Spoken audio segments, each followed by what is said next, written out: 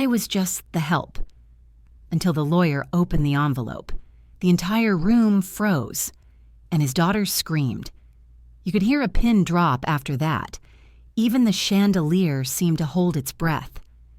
I sat near the back of the parlor, right by the fireplace I used to dust every Wednesday morning. I wasn't meant to be in that room. Not really. Not in their eyes. I was just the nanny. The woman who blended into the wallpaper and brought out fresh towels without a sound. But that day, every eye was on me. Earlier, I'd ironed my blouse 3 times, just trying to smooth out the nerves.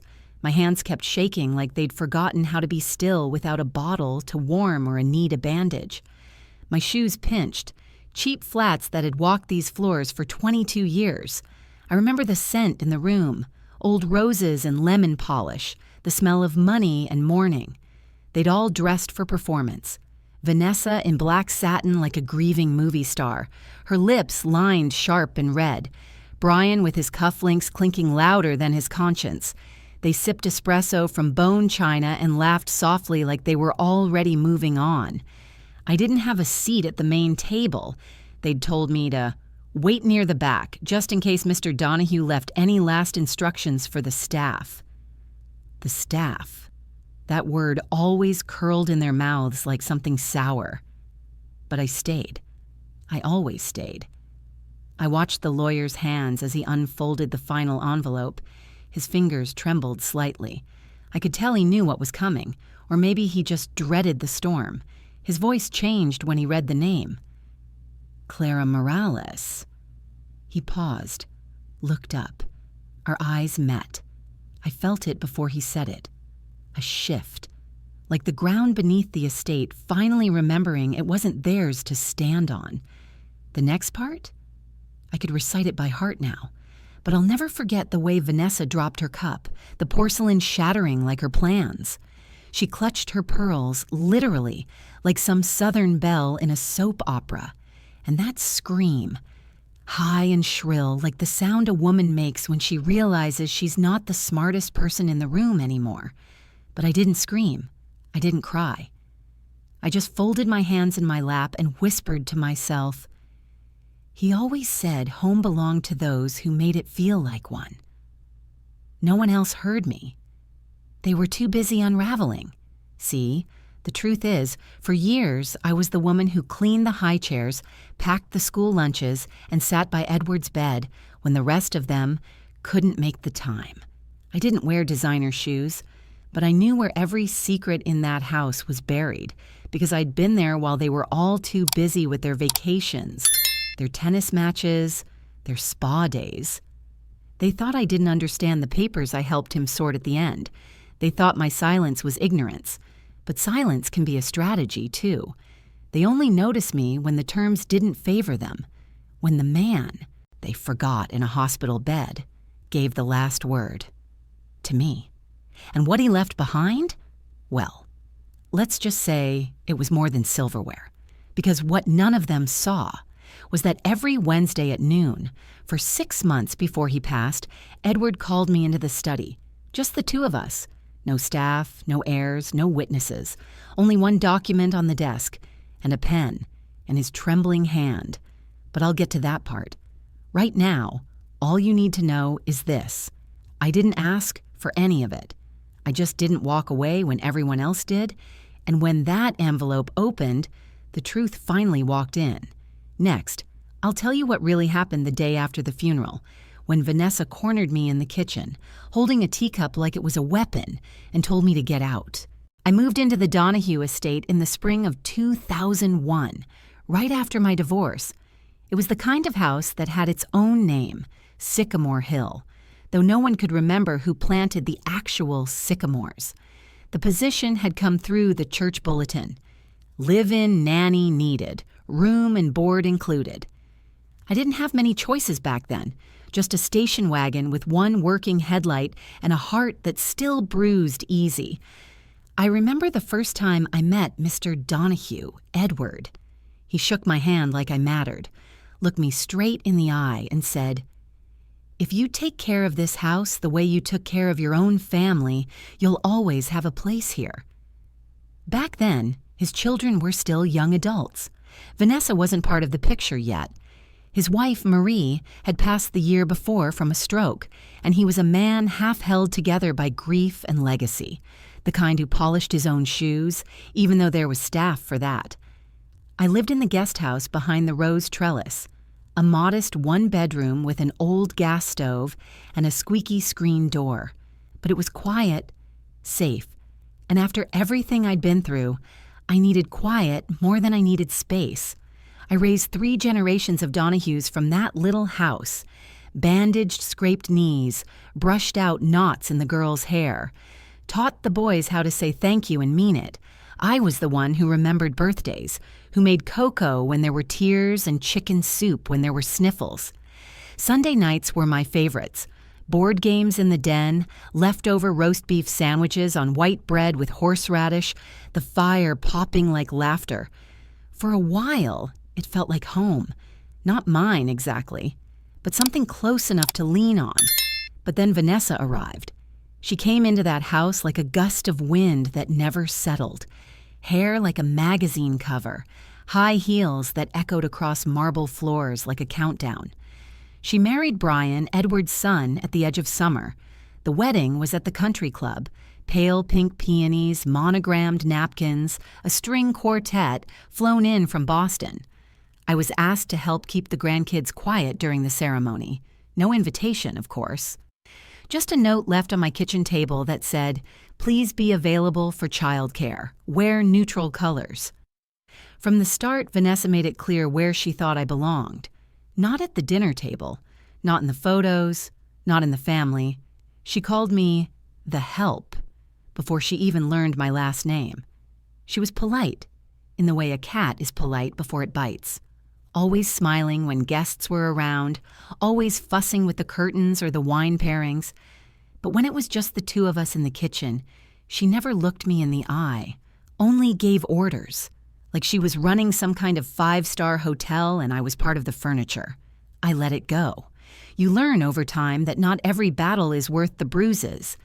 And besides, Edward still saw me. He'd wave from the upstairs window when I walked in, from the garden. Leave notes by the coffee machine thanking me for the banana bread or the way I arranged the fresh lilies in the dining room. But in the last 2 years, something changed. After his diagnosis, Edward started pulling back from the world. The kids visited less. Vanessa stopped coming to his doctor appointments altogether. "Too stressful," she said once, loud enough for me to hear. "He barely remembers who's who anyway." But he remembered me. I was the one who made his oatmeal with the cinnamon just right, who sat beside him during the lonely hours when the house fell silent and he couldn't sleep. We talked about baseball, about Marie, about how strange it felt to look around and see your own children waiting for you to disappear so they could divide the silver. Sometimes he'd squeeze my hand and whisper, "You're the only one who stayed, Clara. The only one who still sees me." It broke something in me, hearing that. And yet I stayed quiet, because that's what you do when you've lived your life walking softly through someone else's house. But the day after the funeral, something shifted. The house was full of people, caterers, flower arrangements, weepy hugs. I stayed in the kitchen, slicing lemons and filling trays. Vanessa swept in wearing all black and pearls the size of marbles. She didn't speak to me once during the service, but as the last of the mourners trickled out and the trays were stacked high with half-eaten canapes, she walked straight up to me, took a teacup from my hand like I was holding something she owned, and with the smallest smile, she said, "After this week, you can clear out your quarters. We'll be restructuring the household staff. This house isn't your home." She walked away before I could answer. I stood there with the saucer still warm from her fingers. No thank you. No goodbye. Just a casual sentence that unmade 22 years of my life. That night, I sat in my little kitchen, the one behind the rose trellis, and folded one towel over and over, just to give my hands something to do. I wasn't crying. Not yet. I just kept hearing her voice in my head. This house isn't your home. But what she didn't know What none of them knew was that there was something waiting for me in the study, a letter, sealed in cream stationery. My name on the front, Edward's handwriting, careful and deliberate. I hadn't opened it yet, but something in my gut told me that when I did, nothing in that house would ever be the same again. The day after Edward's funeral, the house turned cold. Not cold like winter, but cold like being shut out of a room where you used to be welcome. It was in the little things first. No more coffee waiting for me in the kitchen when I came in at 6:30, like Mr. Donahue used to have ready. The fresh flowers I always cut from the back garden were gone. Vanessa had replaced them with faux arrangements for consistency. The kids, Edward's grandkids, my babies once, stopped coming to the guest house to show me their homework or ask for their favorite cookies. It wasn't their fault. They were young, and when children see the adults treat someone like wallpaper, they learn how to look right through you. On Wednesday, I made my usual lemon pound cake, Edward's favorite. I brought it to the kitchen, placed it on the cake stand with the glass dome, like I always did. That afternoon, when I came back to put away the dishes, it was gone. Later, I found it in the trash, untouched. The note on the fridge said, "Please, no more homemade items. The caterers are handling meals now." In Vanessa's handwriting, curled and perfect like a blade hidden in lace. I stood there staring at that cake in the trash for a long time. It wasn't just a cake.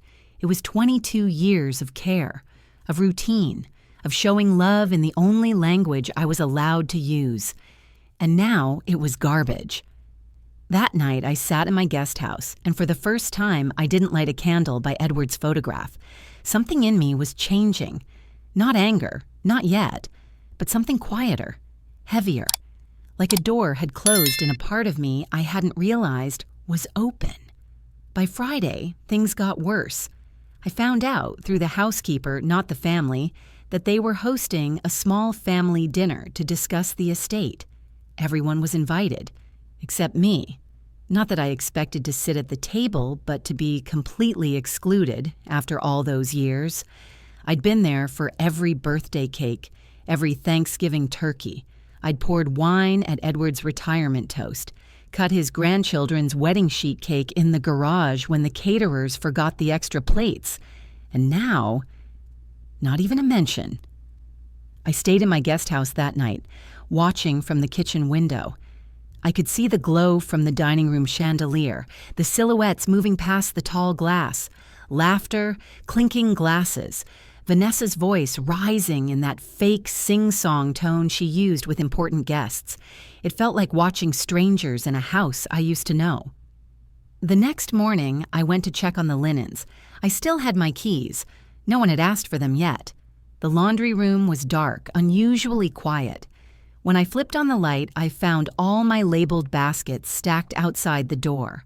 A sticky note on top read, "Household supplies now managed by catering staff.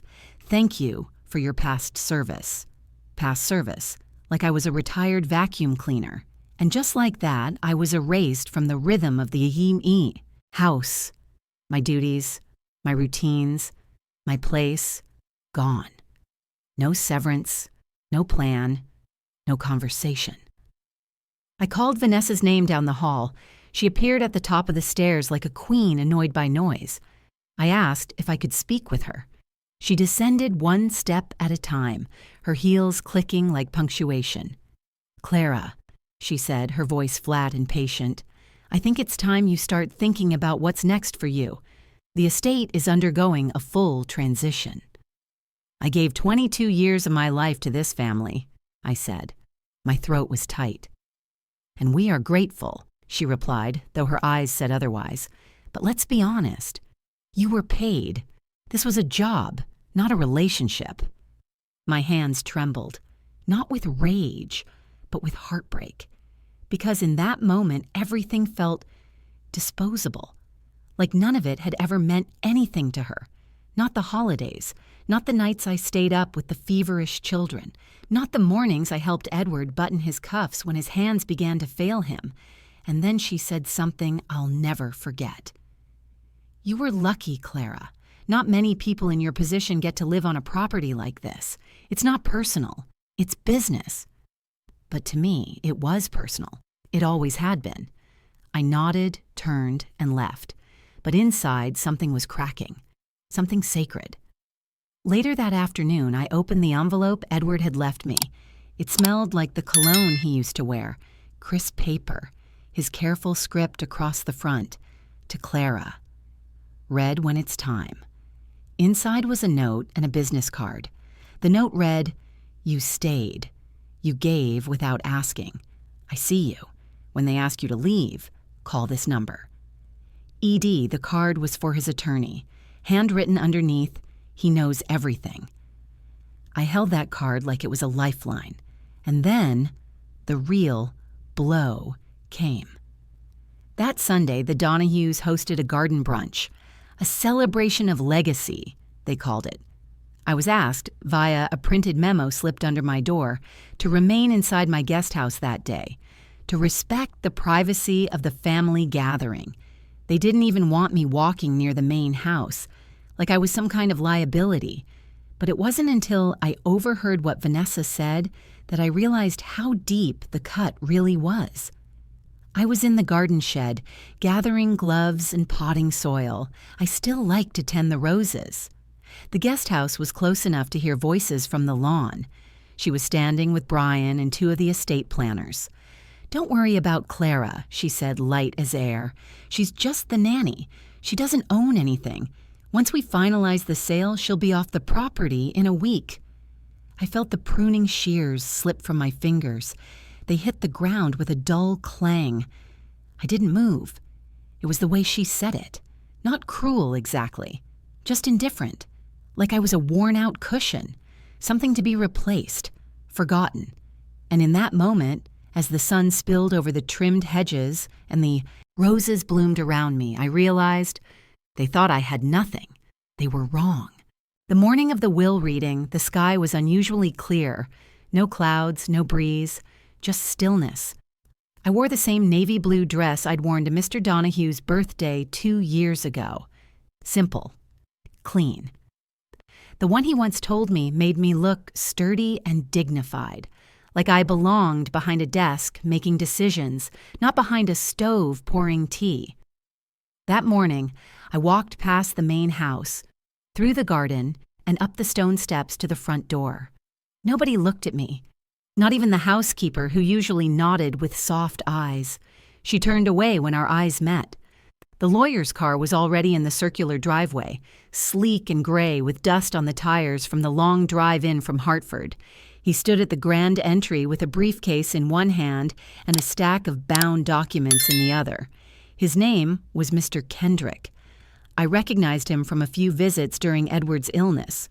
Polite, formal, the kind of man who measured every word before he spoke it. Vanessa greeted him like she was entertaining royalty.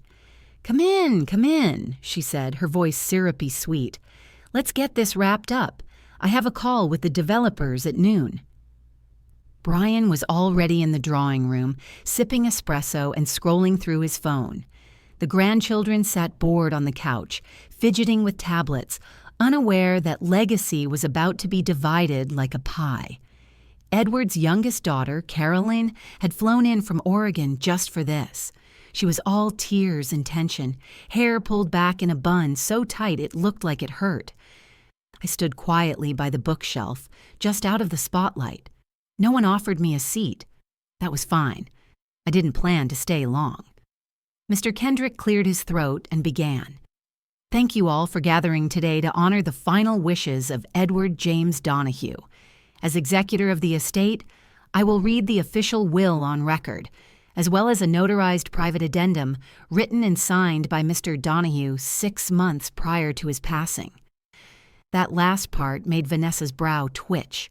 The formal will was what you'd expect. Monetary gifts for the grandchildren, jewelry for Carolyn, a vintage Corvette for Brian. Then came the pause. The breath Mr. Kendrick took before everything changed. "Now," he said, unfolding a second envelope. "This is Mr. Donahue's handwritten supplement, witnessed by 2 attorneys and filed under seal. The air in the room changed. Everyone leaned forward. "To Clara Morales," Mr. Kendrick read. "My friend, my caregiver, the one person who never asked for anything and gave me everything. I leave the deed to 27 Willow Lane, the home in which I was born, to be hers in full. Additionally, I leave her my 51% controlling shares in Donahue Real Estate Holdings, as outlined in the attached transfer of ownership executed on April 12th, 2023. A glass shattered. Caroline gasped, but Vanessa stood slowly, her face completely still except for one twitch near her mouth. "What?" she whispered. Brian looked up from his phone. "Wait. What the hell is this?" Kendrick calmly continued. "I do this not out of sentiment, but out of respect. Clara stood by me in sickness and in solitude. She's as much a part of this legacy as the bricks in the foundation, and unlike many who bear my name, she never made me feel forgotten." Vanessa's voice cut through the room like a blade. "This is a joke." "No," Kendrick said. "This is legal. It was filed, witnessed, and signed with full capacity. All documentation is in this folder, which you may review." Brian got to his feet. "You're saying the nanny owns the company now?" Kendrick raised an eyebrow. "The majority shares, yes, effective immediately." "And the house?" Caroline asked, voice quivering. "Clara now owns 27 Willow Lane, the estate property," Kendrick confirmed. Vanessa turned toward me. "You manipulated him. He was dying, and you took advantage of that."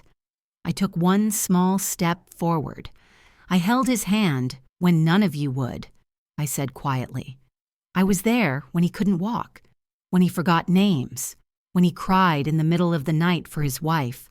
I fed him, bathed him, listened to him, and he made his choice." "Outrageous!" Vanessa snapped. "We'll contest." Kendrick didn't even blink. I should mention, Mr. Donahue included a no-contest clause. If any beneficiary challenges this will without legitimate cause, they forfeit their inheritance. "What?" "You heard him," I said, my voice steady. "You can fight this, but you'll walk away with nothing." Silence. I looked around the room, at every stunned face, every wide eye, every jaw slack with disbelief. And then I added, "He always said home belonged to those who made it feel like one." Vanessa's hands were shaking now. "You think you're family? You think you're one of us?" "No," I said. "I think I was never meant to be one of you. I think I was better off." Brian stepped forward, still trying to play businessman. "You don't know how to run a company, Clara." I smiled. "I know how to keep it from falling apart, and I know where every file, client, and corner is. I'm the one who made Edward's appointments, who answered his emails, who proofread his contracts while you were off sailing in the Keys." I opened my purse and pulled out a flash drive, holding it between two fingers. "This contains every financial record for the last 5 years, including your expenses, Brian, and your offshore transfers." His face went pale. "You can't be serious," he said. "Oh, I'm very serious." The grandchildren sat frozen like they were watching a scene from a movie they didn't understand. Kendrick stood. "This concludes the reading. You may direct any questions to my office, but understand, this will is final. Clara is the sole majority shareholder of Donahue Real Estate Holdings and the new legal owner of the estate property." Vanessa didn't speak. She just turned and walked out of the room, heels silent on the carpet. Caroline followed, still wiping her eyes. Brian lingered just a moment, then shook his head and muttered, "Unbelievable." I stood in the middle of the room, still holding that flash drive, the weight of Edward's decision pressing gently into my chest like a promise kept. I wasn't shaking. I wasn't crying.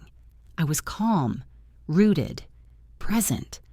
The woman who'd once been invisible was now the center of gravity.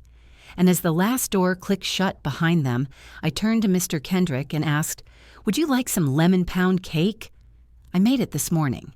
For the first time in 22 years, the Donahue house was quiet in a way I'd never known. Not the stillness of early mornings or the hush after a family gathering. This was something deeper, like the walls themselves were adjusting to a new name on the deed. After the will reading, they scattered. Vanessa left without a word, her departure marked only by the sound of her car doors slamming shut. Brian paced the gravel driveway for 10 full minutes before pulling away, his tires spitting dust across the garden beds I'd once planted with Edward. Caroline cried softly near the fireplace before slipping away with her coat still half-buttoned. Only Mr. Kendrick remained, packing up the documents with clinical precision. He looked at me as he closed his briefcase and said, "If you ever need help managing what comes next, call me. Edward trusted you with more than his estate. He trusted you with his legacy." I nodded, but I said nothing. Not yet. There was too much noise in my head and too much silence in my chest to make space for words. By evening, the estate was still. No calls, no knocks on my door, no more memos slipped under it. I walked through the main house slowly, barefoot, the carpet thick and soft beneath me. I touched the back of Edward's armchair, still warm from memory, and stood in the kitchen staring at the empty cake stand. Funny how the things that once made me feel invisible now seemed to mark where I'd always belonged. The next morning, they tried calling. Vanessa first, then Brian, then one of the family lawyers. I didn't answer. Instead, I walked to the study.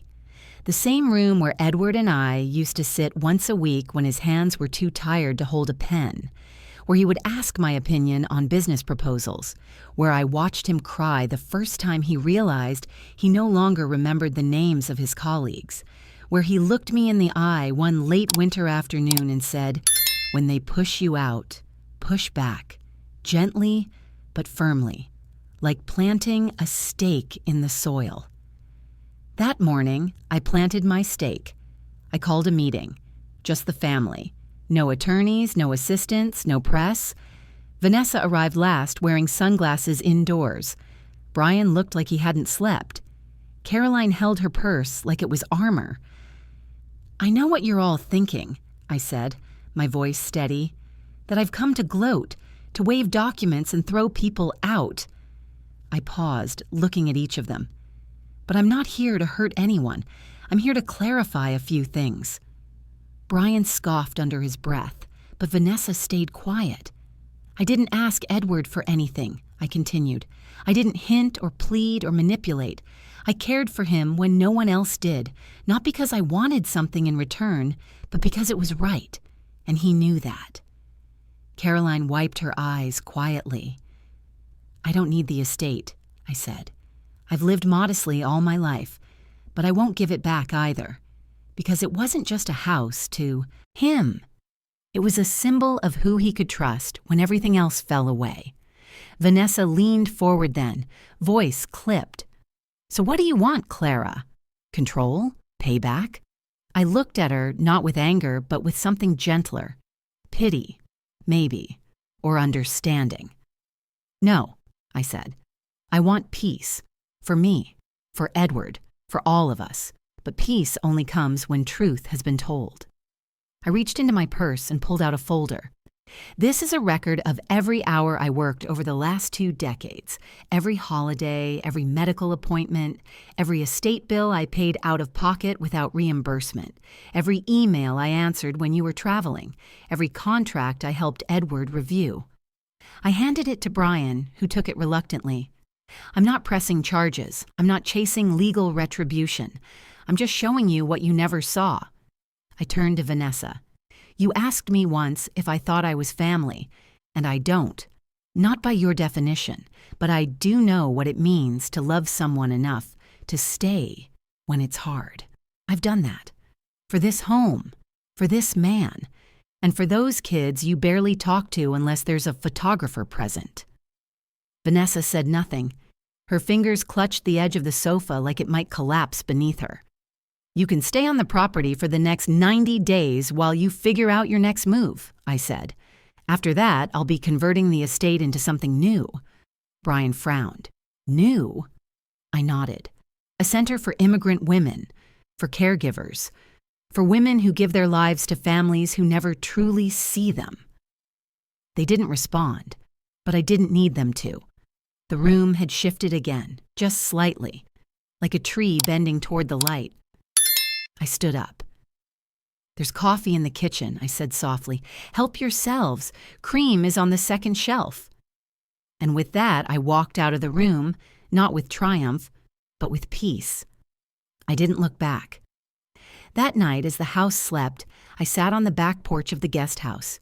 The same porch where I once rocked colicky babies to sleep and sipped chamomile after long days. I held Edward's last note in my hands, rereading the final line for the third time that evening. "You were never invisible to me." I folded it carefully and placed it in the drawer beside my bed. And then I did something I hadn't done in years. I exhaled, fully. It's been 7 months since the will was read. Sycamore Hill looks different now, not in the way you'd notice at first glance, but in the way the air feels when you step through the gates. Lighter, quieter, more alive.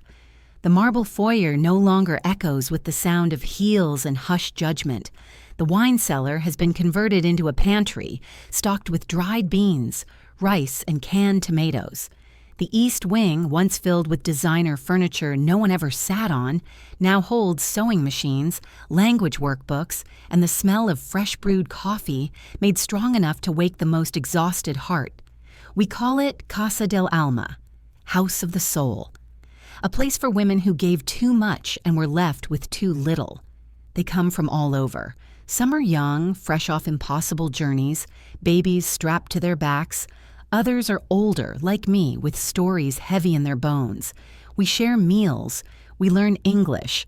We trade skills.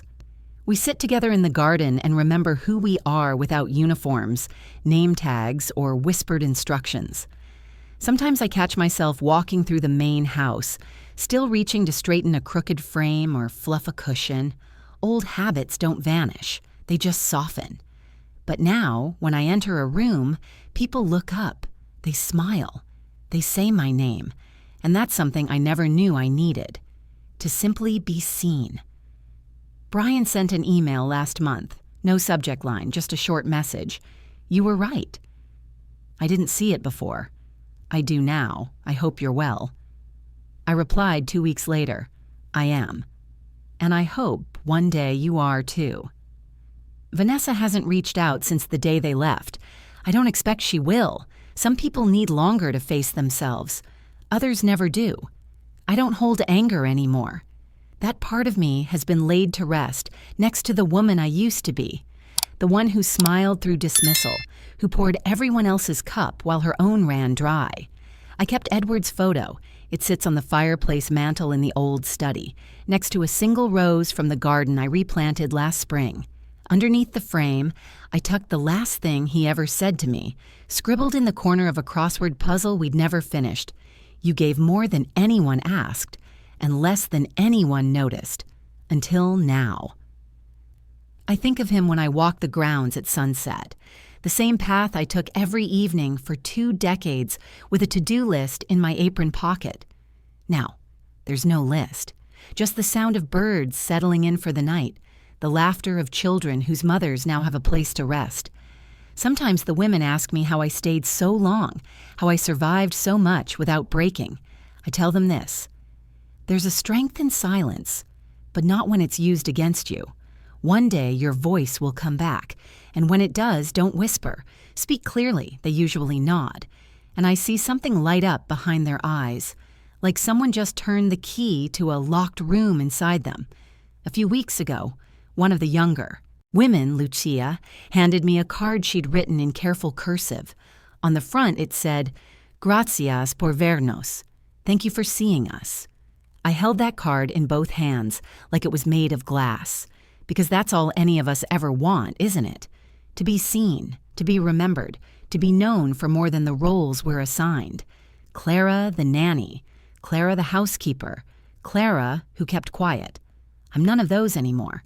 Now, I'm just Clara, no title, no apology. And that is enough.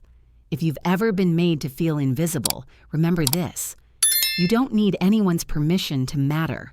You already do.